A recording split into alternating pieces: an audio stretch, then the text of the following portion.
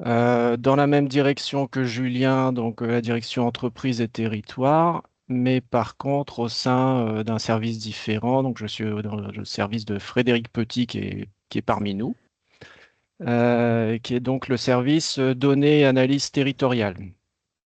Et donc ce qu'on va vous présenter là, c'est effectivement un état un peu des lieux du commerce en Seine-et-Marne avec pas mal de chiffres clés.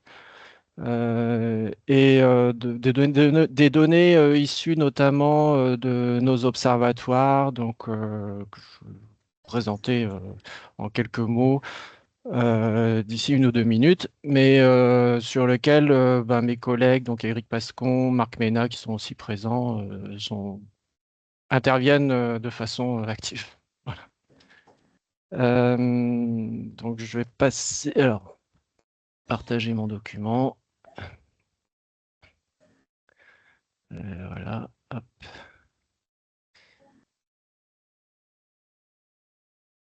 Alors, est-ce que vous voyez mon écran? Oui. C'est bon? Voilà. Donc, oui, alors, simplement en introduction, dire que ce document, de toute façon, vous pourrez le télécharger, enfin, on vous le transmettra à la suite de ce rendez-vous. Donc, voilà, c'est pas la peine forcément de prendre beaucoup de notes. Donc, il y aura trois temps dans cette présentation. Donc, d'une part, des chiffres clés vraiment de l'équipement commercial Seine-et-Marnais. Et puis ensuite, des notions un petit peu de flux d'achat, donc la consommation, la fréquentation, les parts de marché du commerce. Et puis, on se focalisera un peu plus sur les centres-villes en troisième lieu. Donc, les observatoires, ouais, juste 2 mots assez rapides sur les bases de données que l'on utilise. Donc, il y a d'une part l'observatoire SILA, donc la cartographie interactive des locaux d'activité, dont vous avez peut-être déjà entendu parler, qui sont des observatoires locaux du commerce, mais en fait aussi on en a finalement un observatoire départemental, donc déclinable par commune, et avec une base de 17 000 locaux commerciaux. Donc on va en reparler dans 2 minutes. Enfin, juste après. Et puis l'OCLA, donc l'Observatoire des comportements et des lieux d'achat. Donc c'est une base qui est complètement liée à SILA, hein, et qui nous permet, via notamment un algorithme, d'estimer des flux d'achat sur 30 types d'achats effectués par la population. Et on couple ça avec aussi des données d'enquête sur notamment le commerce, sur les achats, notamment en commerce non physique, hors magasin, quoi. Est-ce qu'on peut poser une question? Alors oui, si vous voulez. Après, c'est vrai que peut-être pour procéder plus efficacement, après, je pense que ce sera mieux peut-être que vous posiez les questions à la fin de la présentation. Mais voilà, sauf s'il y a vraiment un problème de lecture ou quelque chose que vous ne comprenez pas, vous pouvez intervenir. Mais en tout cas, Non, voilà, je vous laisse poser votre question. juste, et après je me tais, c'était juste pour savoir si les deux outils Scylla et Ocla étaient un outil CCI Île-de-France ou national. Non, c'est un outil CCI 77. Ok. C'est-à-dire qu'au niveau régional, il y a aussi un observatoire du commerce, en tout cas sur la partie offre, pas sur la partie demande. Et nous, en fait, via notre outil SILA, on alimente l'observatoire régional. Et du coup, il y a des passerelles entre les deux observatoires. C'est pour ça que il y a certains éléments que enfin, que je vais évoquer qui sont aussi, qui évoquent l'échelon régional. Très bien, je vous remercie. Je vous en prie. Alors voilà, donc alors juste, bon là on va passer tout de suite, les chiffres clés de l'équipement commercial en Seine-et-Marne. Alors on a 17 000 locaux commerciaux recensés, donc c'est un recensement exhaustif, hein, de tous les locaux commerciaux avec vitrine sur le département. Donc, il peut s'agir de locaux de commerce en activité. Donc, on a 14 600 commerces actifs sur l'ensemble du département. On a également 1500 locaux vacants. Et puis 700 locaux commerciaux qui sont occupés par d'autres activités qui peuvent être des choses très diverses, mais souvent de l'activité médicale qui prend place dans des locaux commerciaux. Et donc, on les recense parce que ce sont des locaux qui sont susceptibles de revenir, de revenir enfin, dans le futur pour être occupés par des commerces dans le futur. Voilà. Alors, quand on parle de commerce, hein, c'est commerce et services de proximité, mais aussi les moyennes et grandes surfaces, des centres commerciaux, des hôtels, on a aussi les cinémas, les centres de remise en forme, donc des choses très, très variables. C'est vraiment du commerce au sens large. On prend aussi le commerce de gros, mais enfin, bon, là, c'est vraiment anecdotique.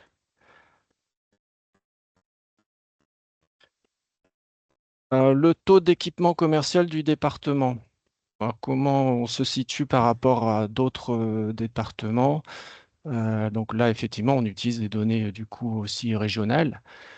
On a un taux d'équipement en Seine-et-Marne qui est de 10,3, ça veut dire 10,3 commerces pour 1000 habitants.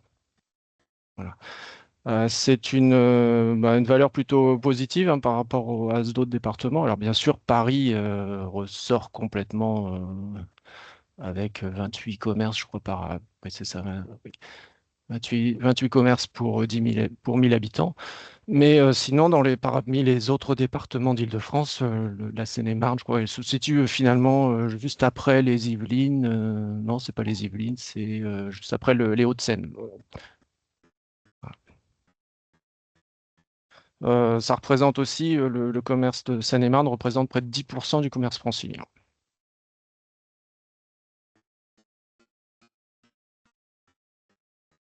Euh, alors, si on décline maintenant un petit peu par intercommunalité, alors on pourrait le faire même aussi par commune, hein, on peut le faire dans toutes les formes, tous les échelons géographiques que l'on souhaite. Donc, on a un commerce qui est inégalement réparti, avec une densité de commerce qui est plus faible en ce qu'on s'éloigne de la métropole parisienne. Donc, bon, voilà, on a trois intercommunalités où il y a où on a beaucoup de commerce, c'est Paris-Vallée de la Marne, Melun-Val-de-Seine, Pays de Meaux, voilà, les trois premiers en termes de nombre de commerces, ne sont pas ceux qui ont finalement la plus forte densité commerciale. La plus forte densité, là, c'est le Pays de Fontainebleau, Lorée de l'Abri, donc c'est le secteur de Brie-Comte-Robert, et puis le secteur du Val d'Europe.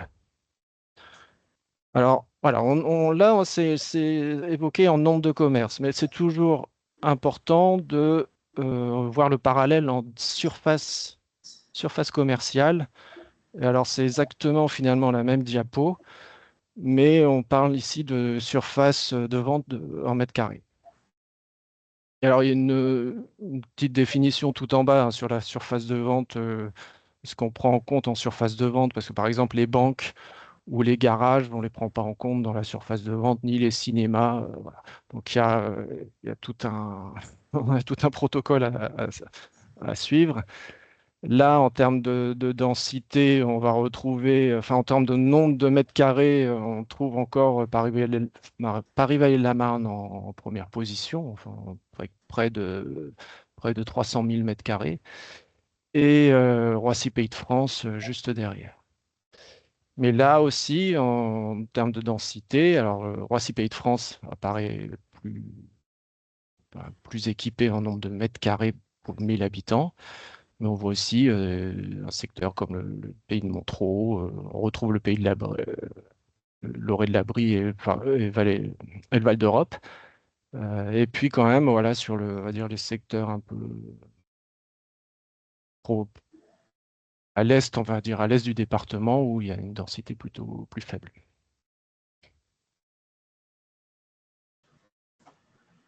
Sur cette surface de vente, alors au niveau global, ça fait 2 millions de mètres carrés hein, sur la Seine-et-Marne. Comment elle se répartit, cette surface de vente, entre les différents secteurs d'activité?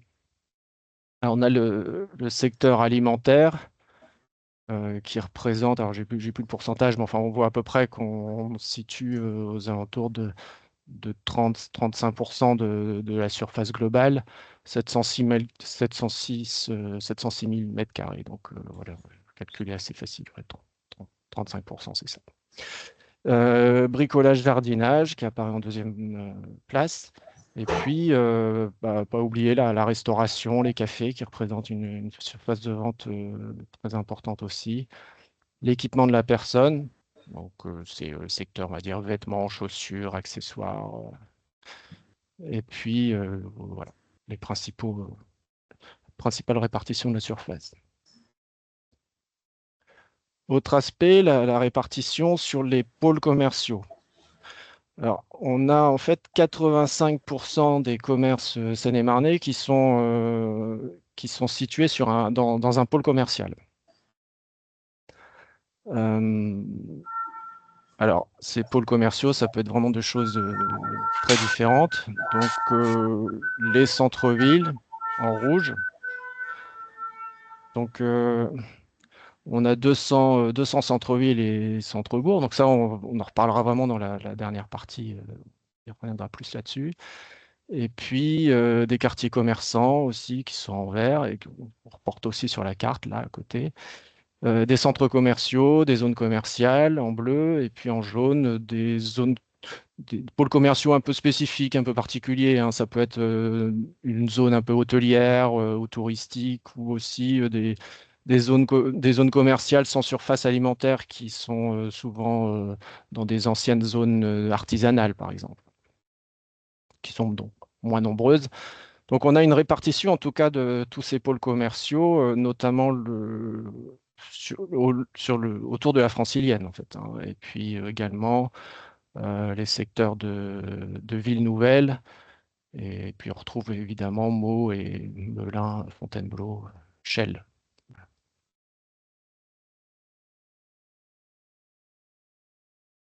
Alors, l'accès au commerce, on l'a vu, du coup, c'est assez inégal. Et ça se confirme quand on regarde un petit peu sur alors, voilà, trois cartes, trois types de commerces différents.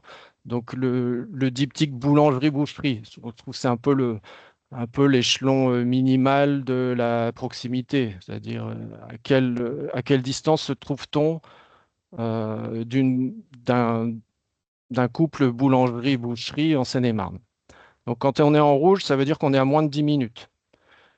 Quand on est en blanc, c'est qu'on est à plus de 10 minutes d'un pôle commercial où il y a à la fois une boulangerie et une boucherie. On voit quand même que c'est assez inégal entre l'est et l'ouest du département, et il y a des secteurs où on est plus loin. C'est presque plus facile de trouver un supermarché à moins de 10 minutes quand on regarde la carte. Mais on a à peu près finalement la même répartition. Pas partout, mais on voit des différences. L'accès à une pharmacie, globalement, on est tous proches d'une pharmacie. Et ça, c'est peut-être dû, pour le coup, il n'y a pas une véritable liberté du commerce pour les pharmacies, puisqu'il y a, avec le numerus clausus, il y a eu une organisation, un maillage du territoire un peu contraint. Voilà.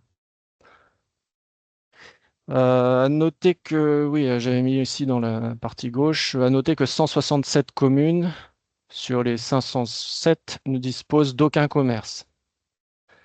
Voilà, donc effectivement. Et puis, je crois qu'on est à peu près à une commune sur deux qui n'a pas du tout de commerce alimentaire.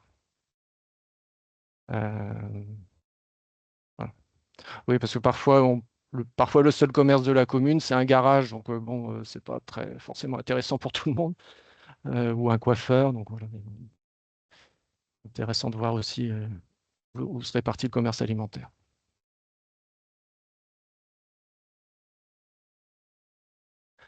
Deuxième partie, donc les principaux flux d'achat. Alors, on va voir deux choses, hein. La notion un peu d'habitude d'achat, donc vraiment la fréquentation et puis la notion de part de marché.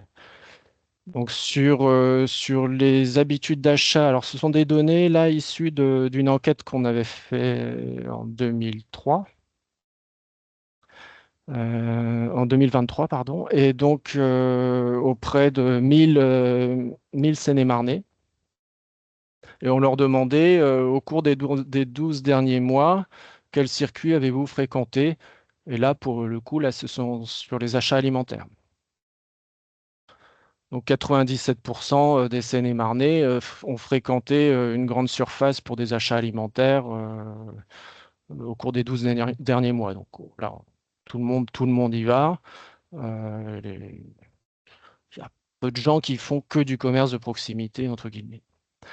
Et bon, par contre, voilà, ce qu'on ressent vraiment, c'est que la consommation alimentaire est vraiment très multi-circuit, puisque là, si on cumule tout ça, les différents circuits, bah, je crois qu'en moyenne, les gens vont dans quatre circuits chacun.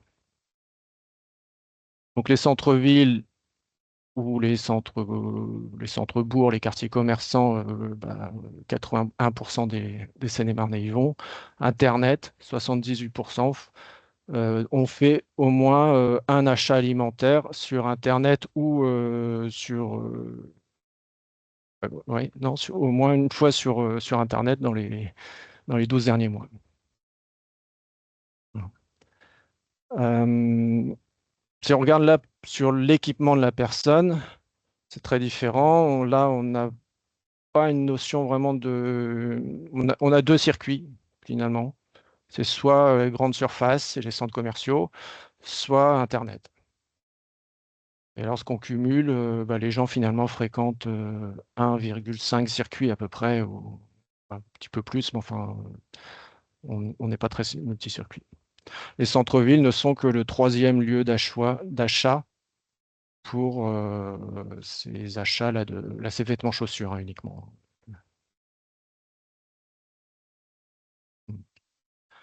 Toujours dans l'enquête, on demandait la part des achats des personnes euh, réalisés dans chaque circuit. Donc, c'est-à-dire, on leur demandait bah, est-ce que lorsque vous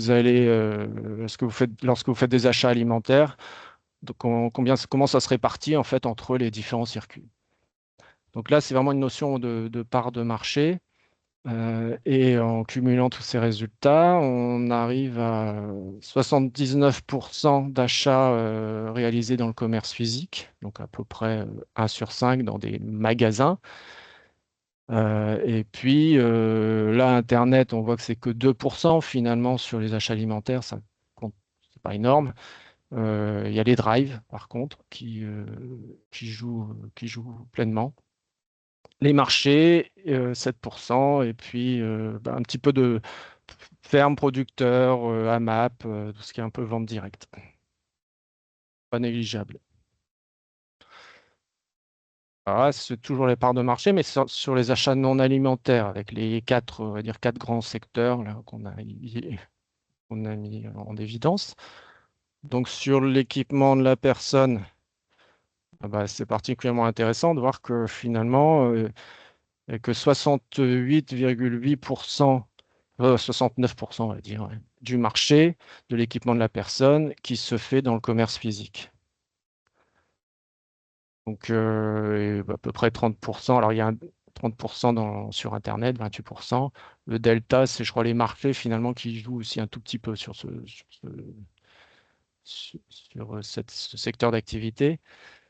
Et donc, ça veut dire que lorsque un commerçant veut s'installer en ville ou dans une galerie commerçante, en fait, il va s'adresser à 69% du marché du vêtement et non pas à 100%. Sur les autres secteurs d'activité, bon, bah, pour le bricolage, jardinage, là, le commerce physique est largement plébiscité. Et on est aussi à un quart d'achat sur Internet pour culture, sport, équipement de la maison, tout ce qui est appareil audio, vidéo, etc.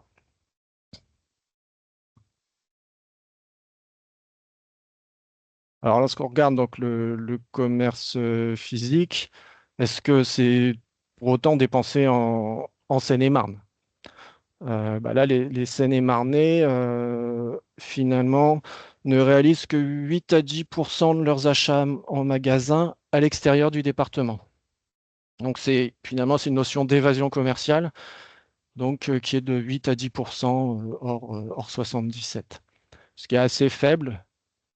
Euh, alors, on pourrait aussi hein, faire tout ce calcul-là pour une interco, par exemple, voir est-ce que les habitants de mon intercommunalité réalisent leurs achats dans l'interco ou à l'extérieur de l'interco. Alors, quand on décline par type d'achat, bah, cette évasion, elle est que de 5 à 6% pour les achats alimentaires. Donc, elle est un peu plus élevée quand même sur l'équipement de la personne, l'équipement de la maison. Bah, l'équipement de la maison, il y a une enseigne qui s'appelle Ikea qui n'est pas implantée en Seine-et-Marne. Donc forcément, l'évasion, elle existe. Culture loisirs, parce qu'il y a des gens qui font leurs achats un petit peu de culture loisirs sur Paris, par exemple. Ces articles de loisirs, hein, c'est pas la pratique de culture loisirs, c'est les articles. Beauté santé un petit peu aussi.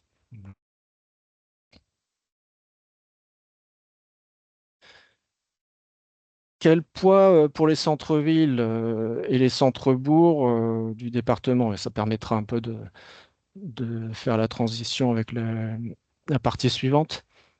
Donc là, pareil, une notion de part de marché.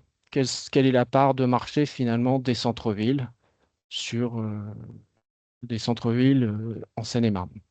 On voit qu'elle est au global, tout type d'achat, hein, donc oui, je ne vais pas préciser, mais sur 30 types d'achats au poste de consommation étudié, 15 à 20% qui se fait dans les centres-villes et 55 à 60% de la consommation globale dans les centres commerciaux et les zones commerciales. Voilà.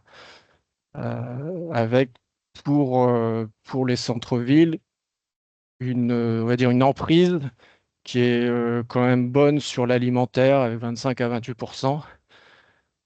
Sur le secteur beauté santé aussi, bah, je pense que vous l'avez tous constaté dans vos villes respectives. Et par contre, sur l'équipement de la personne, c'est assez faible, 7 à 9%. Alors, on va voir après hein, qu'il y a évidemment des différences selon la taille du centre-ville. Et l'équipement de la maison, culture loisirs, 4 à 5% de part de marché des centres-villes.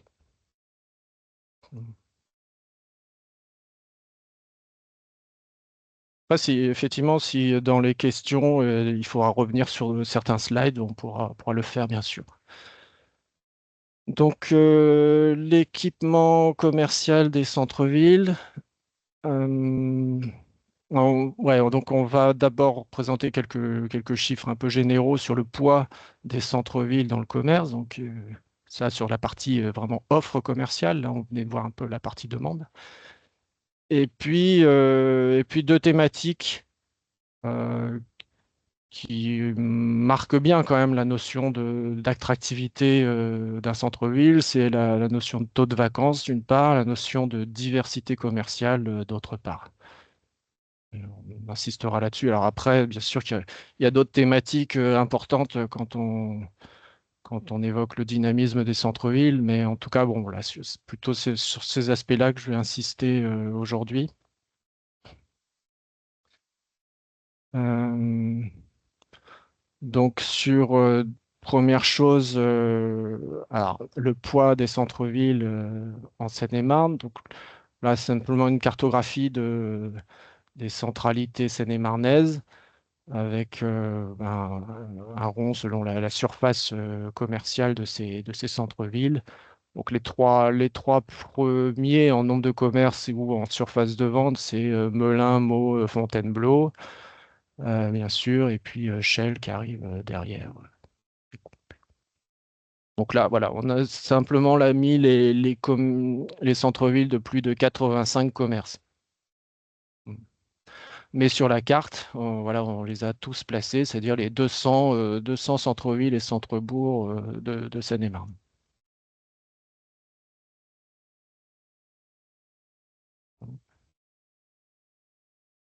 Donc ces centres-villes, ces centres-bourgs, ça représente au final 45% des commerces seine-et-marnais. Donc on voit l'importance que ça peut avoir dans le paysage commercial départemental. Mais en surface, ça représente que 15% de la surface de vente. Donc un décalage, ce qui nous amène un peu à réfléchir sur la surface moyenne d'une boutique ou d'un magasin. Alors, on parle plus de surface médiane, bon, parce que c'est plus rigoureux. En tout cas, voilà, sur la surface médiane dans l'ensemble des boutiques des centres-villes, elle est de 38 mètres carrés. Donc 38 mètres carrés pour faire du commerce, ça reste assez limité. Euh, Par comparaison, oui, alors j'avais marqué par comparaison, dans les centres commerciaux, la surface médiane elle est de 125 mètres carrés. On ne joue pas vraiment dans la même cour. Euh, et alors, donc 38 mètres carrés dans les centres-villes, et lorsqu'elle s'est occupée par des enseignes nationales, on est à 50 mètres carrés de surface médiane. Donc, effectivement, aux alentours de 50 mètres carrés, où on est plus à même de proposer une offre commerciale attractive.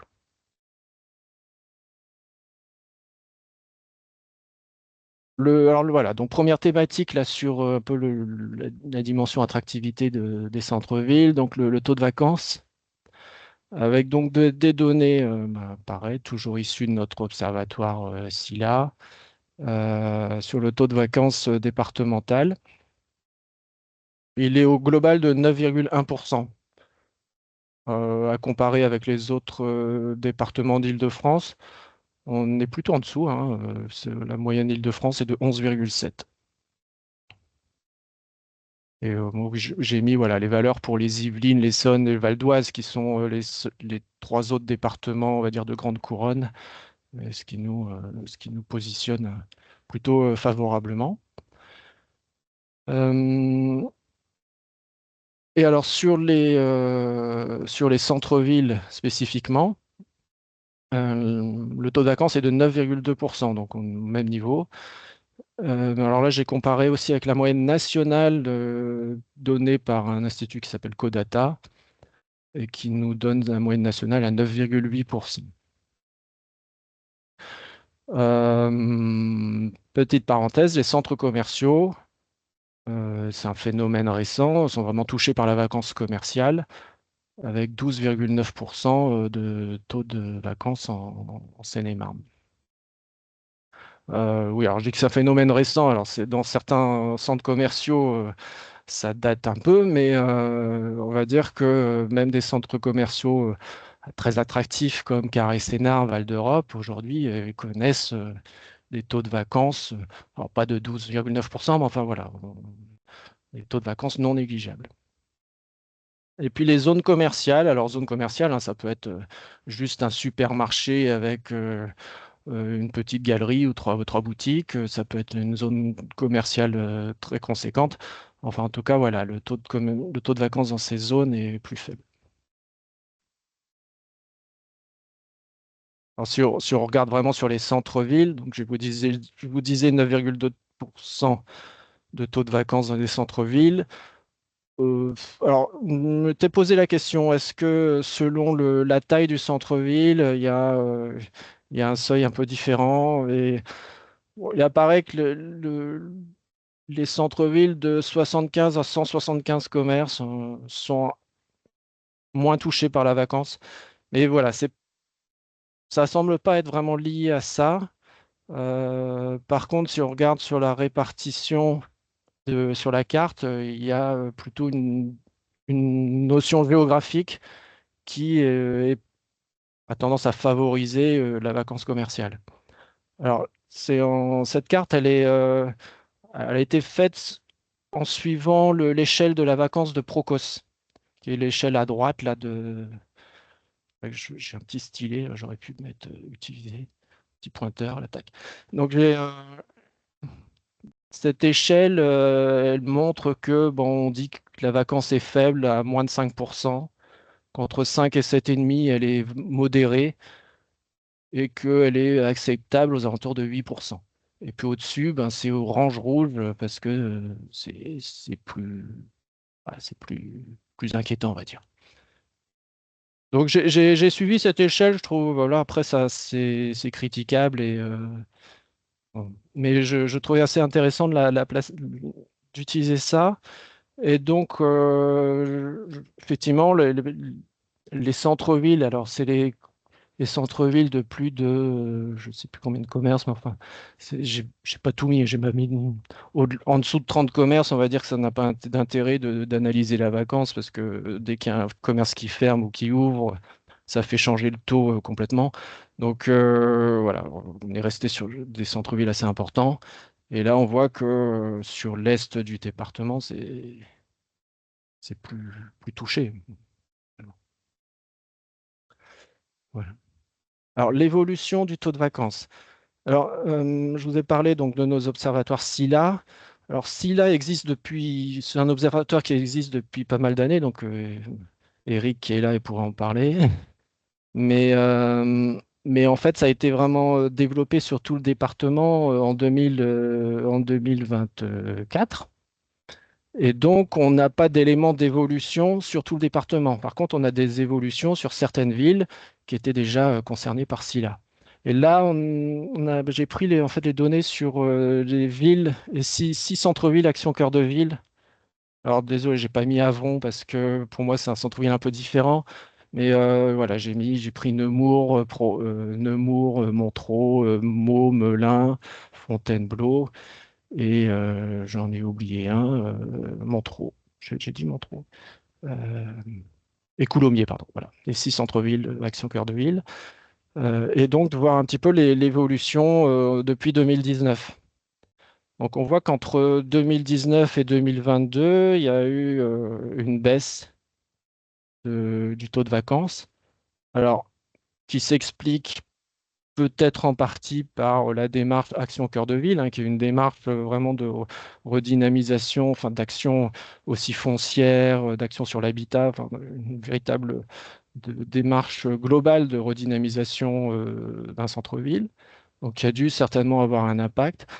Il y a eu aussi peut-être un effet un peu artificiel du Covid, euh, qui a fait que ça a mis un peu certains commerces un peu sous perfusion, donc qui seraient peut-être fermés autrement et qui n'ont pas été fermés. Et puis alors depuis 2022, mais surtout depuis 2023, en fait, on a ressenti une réaugmentation de la vacance commerciale sur ces villes, en raison, bah, là, peut-être aussi le retour de bâton justement de la crise Covid. Donc pour le coup, là, c'est plus artificiellement un retour de bâton négatif. Et puis des crises diverses, donc l'inflation notamment, et peut-être que sans la démarche Action Cœur de Ville, le taux de vacances aurait augmenté plus fortement. Voilà.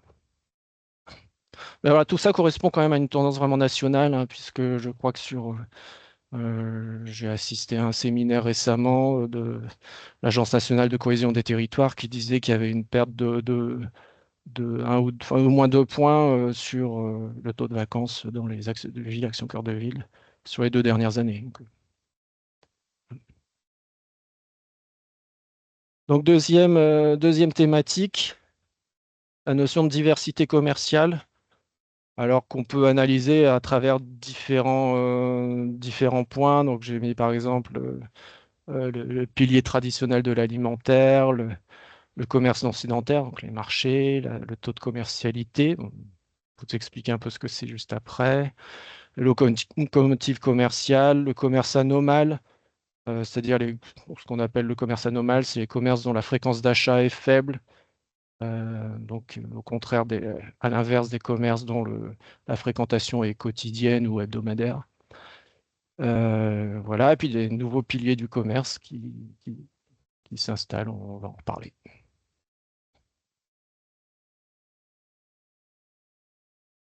Alors, la répartition par famille d'activités, alors là, j'avais le choix, je pouvais mettre la répartition sur l'ensemble des centres-villes. Euh, et là, j'ai pris les 10 plus gros centres-villes, donc le plus de 180 commerces. Quoi. Et pourquoi? Parce qu'en fait, on voit un petit peu plus le poids, par exemple, de l'équipement de la personne en rouge, de 8%. Mais en fait, au global, les centres-villes, bon, il y a quatre grandes familles qui constituent le paysage commercial des centres-villes. C'est le secteur de beauté santé, en rose, euh, le secteur en violet, qui est les cafés, hôtels, restaurants, les agences de services en gris et l'alimentaire en bleu. Ça, on va dire, les quatre piliers, on va dire, traditionnels. Et puis ensuite, donc, on a des secteurs comme l'équipement de la personne qu'on trouve encore de façon conséquente ici sur les 10 plus grands centres-villes, mais qui dans les centres-villes plus petits, quasiment devenus absentes. Euh, ouais, je procède plutôt à ça. Alors, ça, c'est la notion de taux de commercialité. Donc la définition en bleu, là, c'est le taux de commercialité, c'est le nombre de commerces alimentaires plus d'équipements de la maison, plus équipement de la personne, plus culture loisirs, plus divers non alimentaires, divisé par le global du nombre de commerces.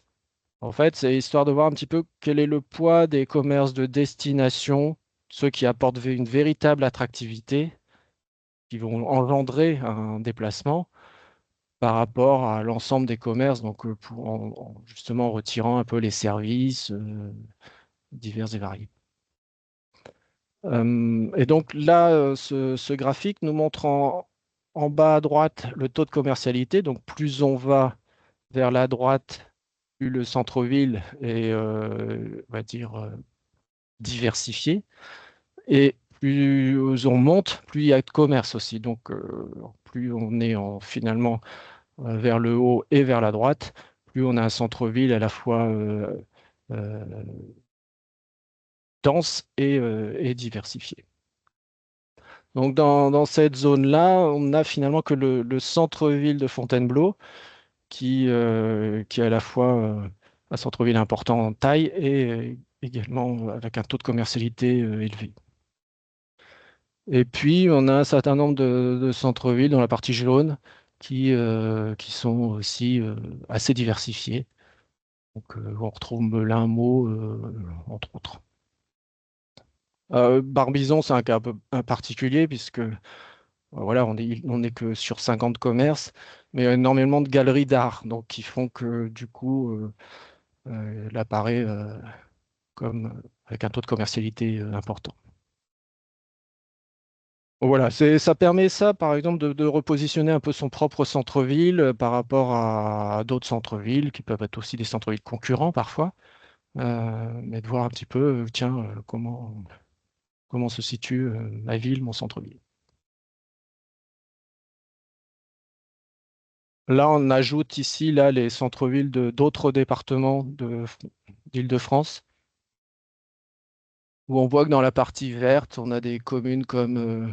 alors, c'est uniquement des centres-villes de grande couronne, hein, parce que bon, j'ai pas mis Boulogne-Billancourt, par exemple. On ne serait pas du tout dans la même... enfin, ce serait pas comparable, quoi.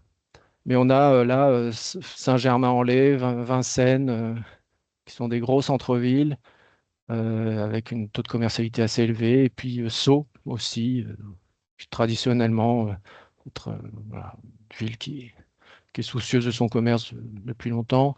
Mais voilà, enfin, est-ce que c'est pour ça jouer?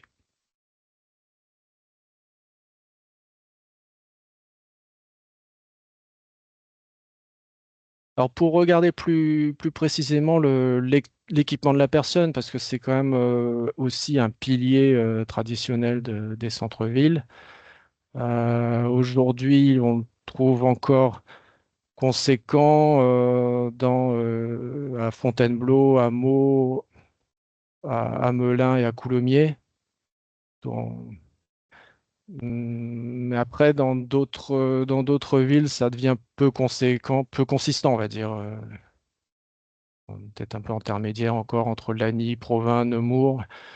Mais voilà,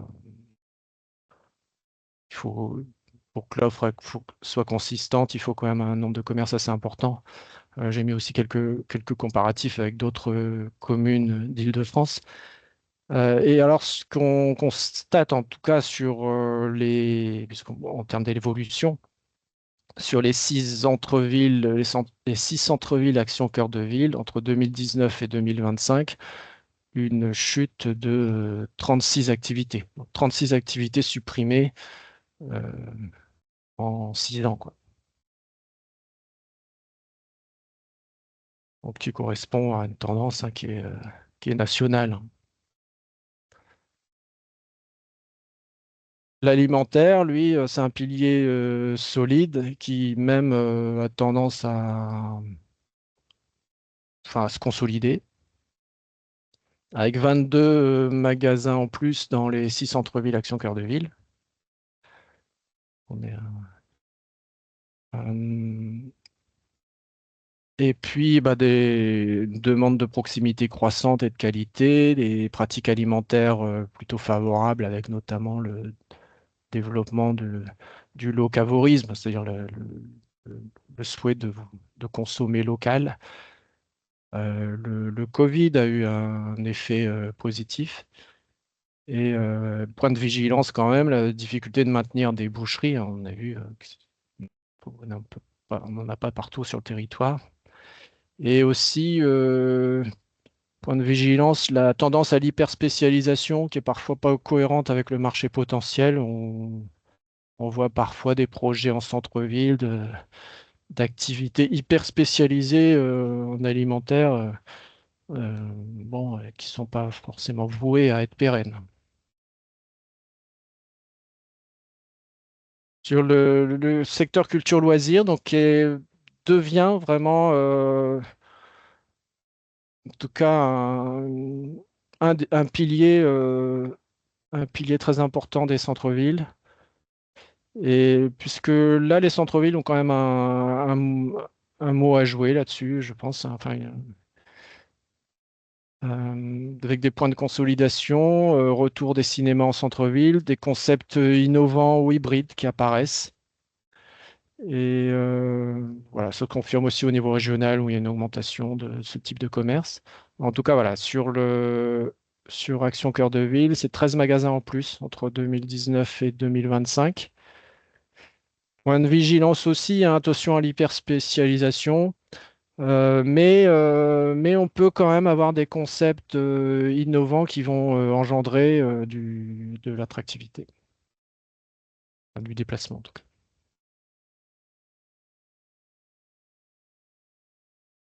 Un petit point pour finir là sur la notion d'enseigne nationale.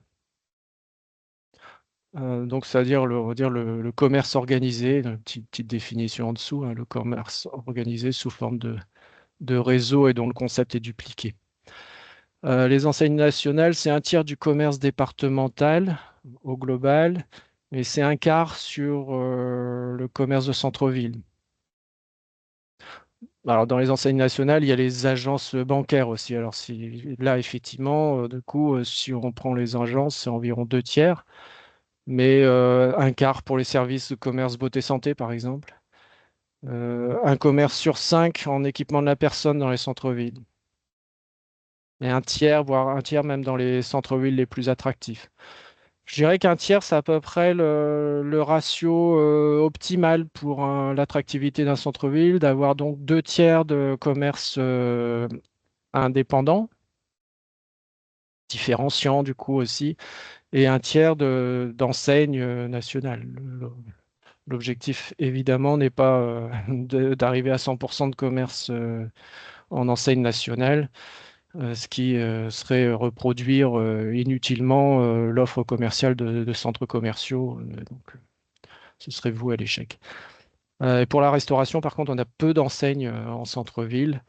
Et peut-être que là, par contre, ça manque un peu. Voilà un peu ce qu'on pouvait dire, et puis je pense que vous allez avoir des questions, mais je voudrais juste finir sur les enjeux. Là, ce qu'on a évoqué pour les centres-villes, c'est l'enjeu de la diversité commerciale, mais on voit qu'il y en a beaucoup d'autres. Alors déjà, sur la diversité commerciale, il y a aussi la notion de, de la protection des commerces. Donc,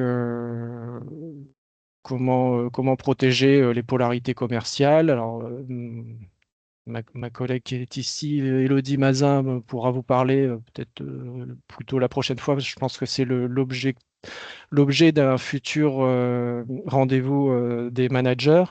Mais en fait, voilà, les documents d'urbanisme qui peuvent sacraliser finalement, inscrire en tout cas le commerce et notamment les linéaires de protection du commerce, les orientations d'aménagement et de programmation, les documents type les DAC-L. Voilà.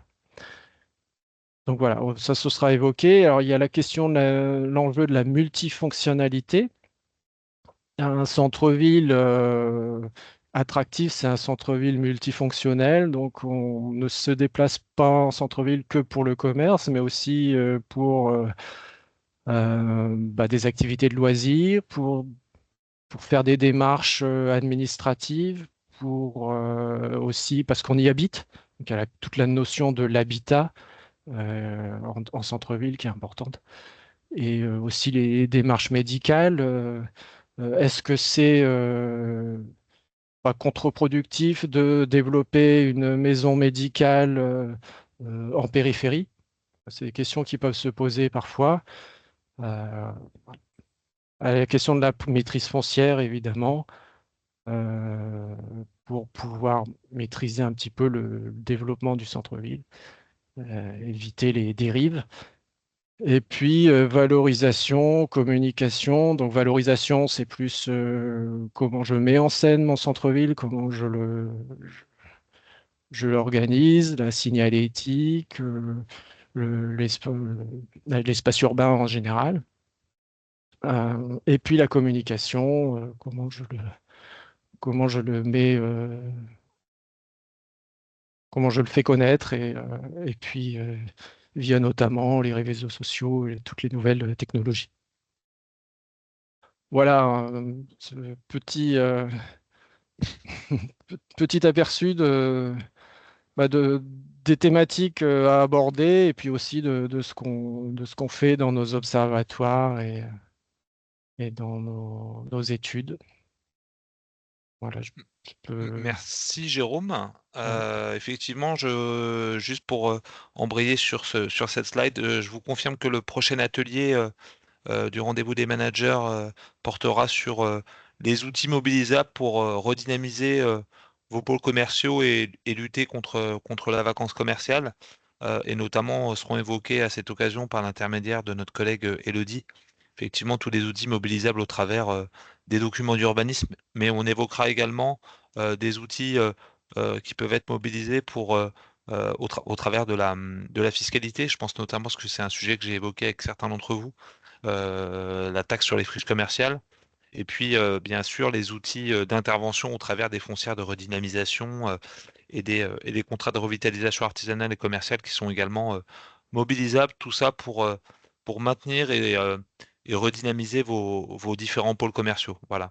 Je vais vous laisser prendre la parole, lever la main si vous souhaitez intervenir, poser une question à Jérôme et aux autres membres de l'équipe études qui interviennent sur ces thématiques-là, notamment Eric et Marc. Je sais pas, David, tout à l'heure, tu avais des questions sur les outils développés, savoir si c'était, est-ce que aussi, au travers de la présentation qui vous a été faite par Jérôme, est-ce que vous avez le sentiment sur vos différents territoires et vos différents pôles commerciaux d'avoir la même vision et la même perception de l'état du commerce sur vos espaces? Voilà, c'est aussi avoir votre retour et un échange sur ce sujet. Effectivement, merci pour cette présentation qui est vraiment très très intéressante. Alors effectivement, si je vous posais la question de savoir si Vous étiez sur, voilà, si c'était des chiffres aussi qui étaient réalisés sur d'autres départements, c'est parce qu'égoïstement, notre agglomération se situe à cheval sur les deux, sur le 95 et le 77. Donc là, on a une vision 77 qui est hyper intéressante, qu'on aimerait aussi avoir sur le 95, hein, sachant qu'on est en lien aussi avec la CCI 95. Mm. Donc eux, on est plus sur la partie Cartocom euh, C'est qui ça. nous a été présentée très récemment. Donc c'est vrai que la présentation qui en est faite, euh, moi, m'inspire plusieurs choses. Déjà, ça permet de remettre aussi les pendules à l'heure parce que globalement aujourd'hui, dans le travail qui nous est demandé, c'est focaliser énormément sur les centres-villes, hein, sachant que politiquement, c'est aussi une demande très forte des élus de ne pas voir péricliter en fin de compte les centres-villes commercialement.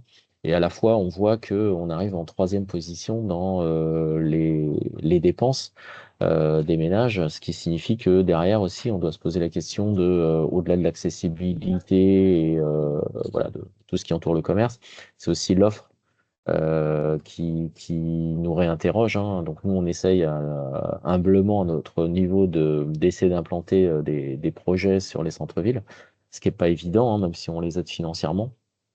Donc c'est vrai on a un enjeu de repositionner. Aujourd'hui, nous, on est en train de réaliser le document d'aménagement artisanal et commercial et logistique, hein, dans le Mhm. cadre du SCOT. Et c'est vrai qu'on s'interroge beaucoup sur, en fin de compte, est-ce qu'aujourd'hui, on n'a pas, dans le cadre de la hiérarchie des commerces, à avoir des actions différenciées comme de la consolidation déjà des pôles commerciaux, parce que en fin de compte, quand on zoome, nous on a la chance d'avoir alors le Clé Souilly, Mm. mais Clé Souilly se porte pas de façon uniforme. On a Clé Souilly qui va très bien sur le shopping promenade, et puis on a le Clé Souilly et les sentiers qui aujourd'hui souffrent d'une plus grande vacances commerciales, par exemple.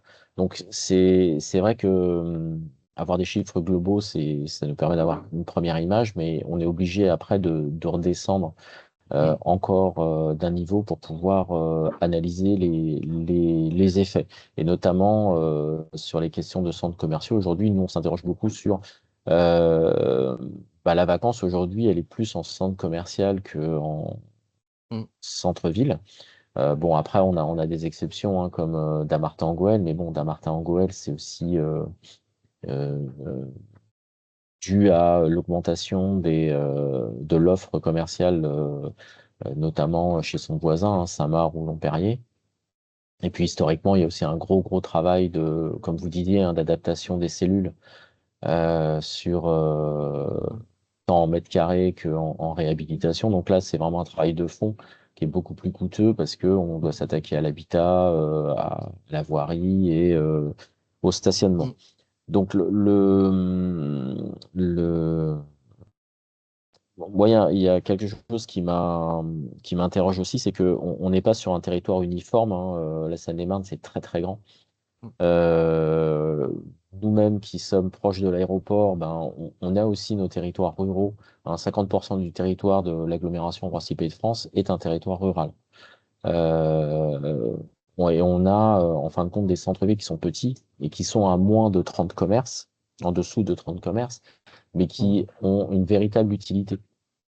Et c'est vrai que la cartographie que vous avez présentée sur les distances à parcourir pour la pharmacie, pour l'alimentaire, etc., pour moi, je pense que c'est une cartographie qui, à la rigueur, est aujourd'hui beaucoup plus importante que la vacance, dans le sens où l'enjeu pour aujourd'hui les élus, c'est de se dire quelle est l'offre que je peux apporter à mes concitoyens et à quelle distance, et qu'elle soit aussi viable économiquement. Et là, du coup, on rentre dans l'enjeu qui est une agglomération, c'est comment on coopère pour que on ait des pôles commerciaux qui soient mutualisés et que on n'ait pas la tentation dans nos villes d'avoir notre petit centre commercial parce que soit électoralement, soit on se dit que pourquoi pas nous. Mais on sait que derrière, ce sera de la friche, que ça tiendra pas. Donc l'enjeu dans les chiffres que vous nous avez donnés, c'est effectivement de voir comment on peut consolider l'appareil commercial existant Et ben, peut-être, est-ce qu'il y a aujourd'hui des zones où on sait que globalement ça ne marchera jamais euh, et qu'il faut accompagner vers autre chose? Donc c'est aussi des questionnements que l'on a. On n'a pas les réponses. Et alors je ne sais pas si dans les autres villes ou agglomérations vous en êtes là aussi, mais on se pose quand même beaucoup de questions sur la question du développement commercial. On est plutôt à se dire comment on assoit le développement commercial pour qu'il réponde auprès des habitants sur une temporalité d'accès qui soit la plus minime possible et qui engendre le moins de déplacements, notamment en voiture, sur notre territoire. Voilà mes premières impressions, mais en tout cas, voilà, je vous remercie pour cette présentation qui est vraiment très éclairante et on a envie d'aller plus loin, on a vraiment envie d'aller plus loin dans l'analyse de nos territoires. Alors, merci pour cette remarque. Alors, sur la partie zone commerciale de Clé-Souilly, alors effectivement, nous, dans notre observatoire, c'est trois pôles. C'est-à-dire, il y a le centre commercial des Sentiers, il y a Shopping Promenade et il y a la zone commerciale avenue Jean Monnet, je crois. Enfin, et donc voilà, toute cette partie zone commerciale. Donc voilà, on différencie effectivement les polarités commerciales. Et en fait, nos observatoires, ils ont toujours été conçus pour partir, on va dire, du détail et du local ou du hyper local et remonter vers le niveau départemental. C'est-à-dire que là, cette présentation départementale, c'est peut-être même la première fois qu'on en fait une parce qu'on a toujours conçu nos observatoires pour justement apporter de l'information à une commune, à une intercommunalité. Et voilà, c'est conçu de cette façon-là. Et c'est ça qui permet aussi de nourrir les- la hiérarchisation, par exemple, des pôles commerciaux qu'on va placer dans un DAC L, donc dans un document d'urbanisme, puisque vous l'évoquiez et qui permet effectivement de dire bah là peut-être que il faut garder du commerce, là peut-être pas. Donc je peux peut-être passer la parole à bah, Frédéric qui demande la parole justement, donc qui est mieux à même de parler de cet aspect-là. Ouais, ce qu'on observe depuis de multiples années, on a vu une forte évolution depuis les années 2000 où les commerces, effectivement, dans l'ensemble de la Seine-et-Marne, il y a pas mal de pôles qui étaient en sous-équipement, qui s'équipent, et qui se sont bien équipés. On arrive sans faire de grandes généralités, mais un constat que l'on voit se réaliser sur de nombreuses agglomérations et communes, c'est que finalement, on arrive là à un point où dès qu'on crée une nouvelle polarité, dès qu'on crée que ce soit dans des quartiers où on se dit bah, on a une opération immobilière, on va mettre des commerces en rez-de-chaussée parce que c'est une demande naturelle. Des gens qui vont habiter, on s'aperçoit qu'in fine, il faut faire excessivement attention parce que ça déstabilise les choses, parce que les communes s'engagent depuis de fortes années, que ce soit dans les communes rurales ou dans les communes plus urbaines, les opérations qui sont faites pour avoir les aménités adéquates, c'est-à-dire le parking, la circulation, tout ce qui va avec, c'est du travail dans la dentelle qui est compliqué, qui est long à mener, sur les opérations de réhabilitation aussi, quelles qu'elles en soient, c'est très compliqué. Donc c'est pour ça qu'il faut absolument veiller aux choses, ce que vous disiez effectivement sur l'action, notamment dans les documents d'urbanisme, de la préservation du commerce, c'est primordial. Et bien se poser la question, on peut très bien se dire que finalement l'équilibre commercial d'une commune a bougé et doit bouger parce que l'équilibre urbain n'est plus le même. Mais ça veut dire qu'il faut être assez fort pour se dire que là, eh ben, ces opérations, ces coques commerciales qui existaient ou ces commerces en rez-de-chaussée seront certainement amenés à disparaître. Donc on fera, sans faire de teasing, je pense que la prochaine réunion sur ce que l'on peut faire au niveau des documents d'urbanisme, c'est quelque chose de primordial qui accompagne et qui indique une volonté politique et qui permet effectivement aussi d'afficher une volonté par rapport aux commerçants qui sont là, de savoir de les sécuriser dans leur parcours. Je, pardon. Je voulais rebondir également, bonjour à tous et à toutes. Je voulais rebondir également sur les propos de Jérôme. Effectivement, donc on reviendra là-dessus lors du prochain rendez-vous des managers, mais une connaissance très fine qui est permise par les observatoires que l'on a à la Seine-et-Marne cette connaissance permet de dégager les enjeux forts à l'échelle d'un territoire beaucoup plus large.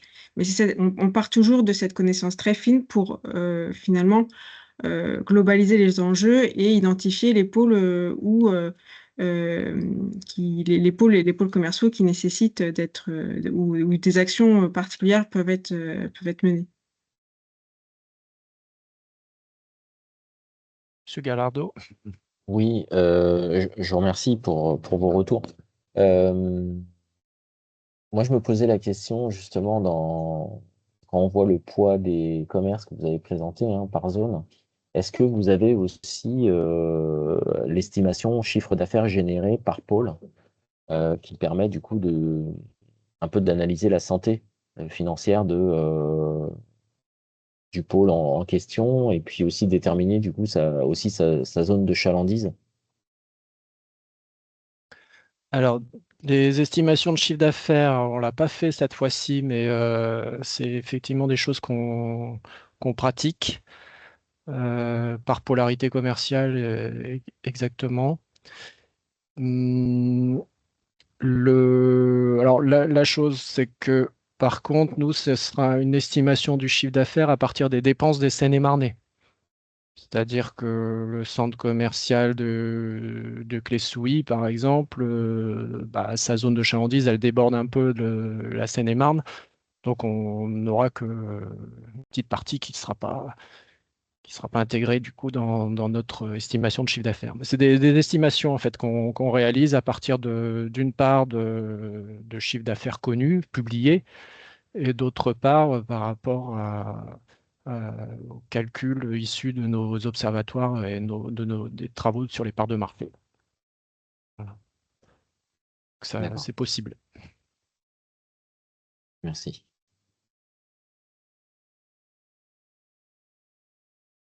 Merci à toutes. D'autres commentaires, d'autres réactions sur les autres territoires, autres que Roissy Pays de France, par rapport à la situation de vos commerces et l'état des lieux qui en a été fait, même si, comme l'a fait Jérôme, c'était une présentation, bien sûr, à l'échelle départementale. On n'est pas rentré dans le détail de chacune des collectivités ou de vos territoires respectifs. L'objectif était, voilà, de vous donner un peu une vision et une tendance, à l'échelle seine-et-marnaise de la situation du commerce et de son évolution, ces dernières années en termes d'activité présente et puis de comportement et de lieu d'achat. Je ne sais pas s'il y en a d'autres qui souhaitent réagir sur la présentation qui a été faite. En tout état de cause, j'ai bien noté le fait que les outils mobilisables pour tenter de redynamiser vos différents pôles commerciaux est un sujet important et ce sera, comme je l'ai dit, le sujet du prochain atelier où vous pouvez déjà noter la date, parce que c'est le fixé. On va faire le pont, on va sauter les deux jours fériés qui arrivent cette semaine et la semaine prochaine, et le prochain atelier est fixé au 13 mai. Donc voilà, et on abordera ces questions effectivement des outils mobilisables au travers notamment de l'intervention d'Élodie sur ces questions-là. Est-ce qu'il y en a d'autres qui souhaitent apporter leur contribution, leur éclairage? Ah,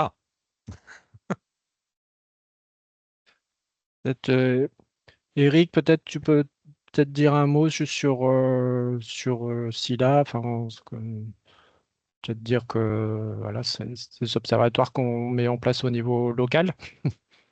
Oui, bonjour à toutes et à tous. Donc Eric Pascan, même direction que Julien, Jérôme, Frédéric, Elodie. Moi, j'interviens directement avec Jérôme et Marc qui est aussi présent, plus directement, sur un observatoire qui s'appelle, que Jérôme a présenté, SILA, cartographie interactive des locaux d'activité. En fait, c'est un outil qu'on a développé, alors via un partenaire extérieur au niveau historique, mais qu'on a développé depuis une quinzaine d'années. On a repris en Seine-et-Marne à notre propre compte et dont on est propriétaire et qu'on met à disposition en fait des collectivités seine-et-marnaises. Alors soit communes, soit intercommunalités, soit on a aussi un développement avec le département sur un moyen de transport. Vous avez peut-être entendu parler le TZN 2.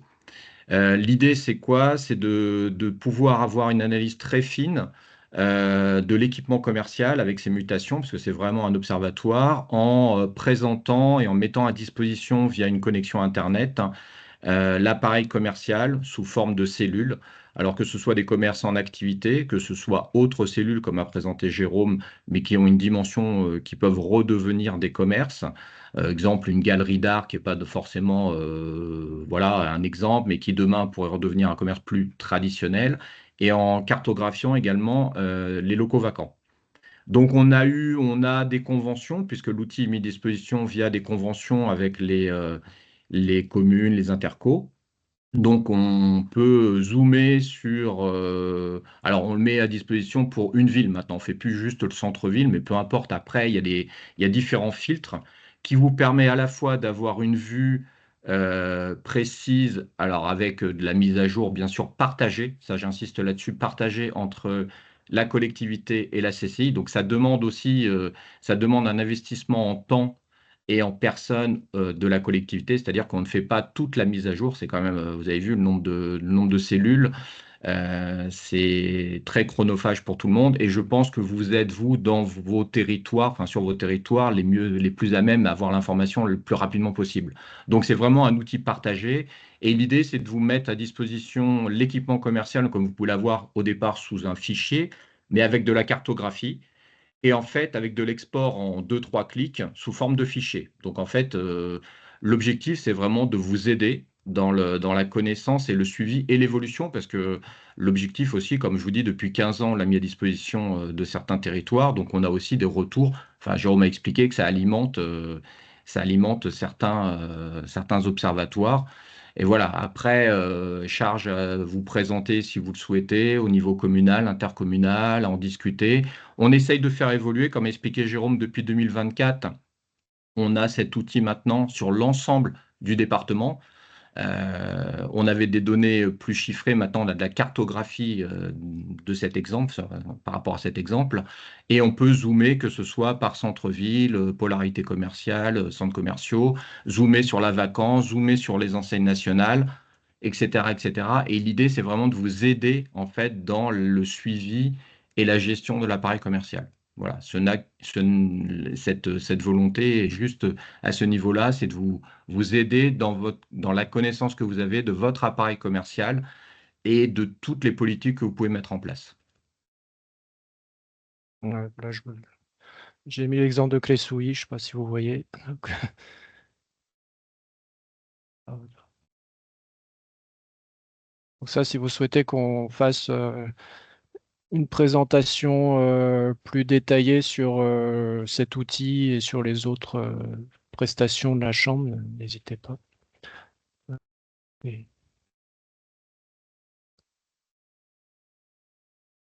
Merci Eric, merci Jérôme.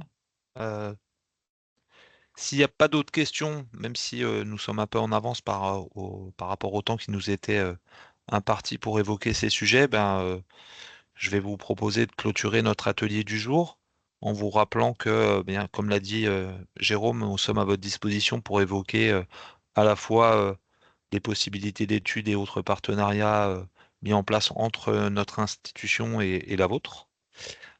Et vous dire que donc le prochain atelier sera, je vous dis, dans la continuité directe de celui du jour, puisqu'il évoquera les outils et notamment les outils dans le cadre des documents d'urbanisme que peuvent utiliser vos différentes collectivités pour redynamiser ou en tout cas préserver ou lutter contre la vacance commerciale qui peut se développer et apparaître dans vos différents territoires. Voilà. En tout cas, je vous remercie. Oui, Si je peux, juste un petit bien détail, sûr. parce que je ne pourrais pas être présent le 13, je le sais déjà, mais une initiative que j'ai constatée, que je trouve assez intéressante, et il se trouve que j'ai des attaches en Bretagne, et au niveau de la communauté d'agglomération de Lorient, ils ont fait quelque chose où je constate maintenant une efficacité redoutable, à savoir que ils s'étaient rendu compte qu'il y avait pas mal de commerces en fait qui s'éloignaient des centres pour aller sur des communes voisines parce que les terrains étaient beaucoup moins chers. Et maintenant, au niveau de toute l'agglo, si par exemple il y a un permis qui est déposé pour créer une structure de 3000 mètres carrés, s'il y a une structure existante qui est vacante, le permis est refusé. Et ça fait 2 ans qu'ils font ça, et je me suis rendu compte que, ben, effectivement, je vois la zone de Carriedo, côté de Lorient, où il y avait pratiquement une boutique sur 2 qui était fermée. Là, sur l'avenue, il y a une seule boutique actuellement qui est fermée, et ça a l'air d'être pas mal comme méthode. Voilà, c'était une idée comme ça Non, que mais je trouve. c'est très bien. L'objectif de ces ateliers, c'est au-delà d'évoquer effectivement le sujet à proprement parler de vos territoires, c'est aussi d'avoir un retour d'expérience et un partage d'expérience d'opérations qui peuvent être menées sur les différents territoires et qui, sans être dupliquées à l'identique sur vos territoires respectifs, en tout cas peuvent être source d'inspiration pour des opérations à mener. Surtout que là, en plus, c'est une mesure qui coûte rien. En gros, c'est simplement une volonté politique d'encadrer un développement géographique qui n'est pas cohérent. Frédéric, Voilà. tu veux réagir? Oui, effectivement, c'est important et juste un petit mot dessus. C'est pour ça qu'on invite les élus et qu'on est à votre disposition pour l'encadrement dans les documents d'urbanisme parce que pour qu'un permis de construire soit refusé, il faut que la réglementation dans les documents d'urbanisme, c'est-à-dire les PLU, les PLUI, soit très claire. Et on propose différentes solutions. Donc, depuis fort longtemps. On agit sur ce domaine-là. Vous ne serez pas là la semaine prochaine, mais on peut se rapprocher pour voir, parce que le territoire sur lequel vous êtes, effectivement, on le connaît bien et on a longtemps travaillé ensemble déjà du temps de la CCI de Melun pour certains. Donc, effectivement, c'est une volonté et elle devient de plus en plus urgente à prendre en compte et d'avoir des réglementations adaptées. Donc, merci pour ce propos. Pas d'autres réactions? Bon, bah écoutez, je vais vous remercier toutes et tous pour votre présence de ce matin. Et puis remercier nos intervenants, Jérôme, Eric, Frédéric, Élodie et Marc, même s'il n'a pas parlé. Et puis bah, écoutez, je vous dis, quoi qu'il en soit, à très vite pour cet atelier sur les outils mobilisables pour redynamiser vos commerces. Voilà. Je vous souhaite une très belle journée. Bonne fin de journée, merci. Merci à vous. Au revoir. Merci. Merci, au revoir. Merci, au revoir. Merci, au revoir Julien.